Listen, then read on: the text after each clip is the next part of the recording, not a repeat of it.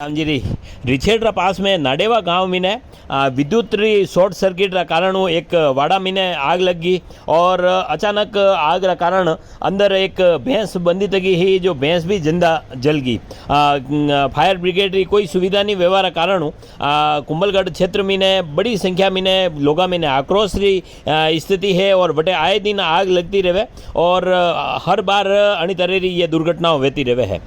रिछेडरा सरपंच केसर सिंह जी खरवड़ भी बटे मौका पे पहुंचा और वहाँ है जो मदद रो प्रयास की दो, काफ़ी ग्रामीण बटे आग बुझावा रो प्रयास की दो, लेकिन जो है आग पे काबू नहीं पाया गया और भैंस जो है एक अंदर जिंदा जल गई। दीपक सिंह खरवड़ और किशन आपना लिए भेजिए ना है ये रिचर्ड ग्राम पंचायत के नाडेवा में हुई है और ये शॉर्ट सर्किट की वजह से हुई है।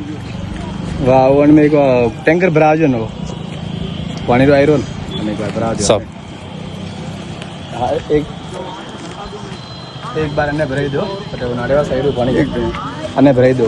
फायर ब्रिगेड की जो गाड़ी है अन्य भराई दो।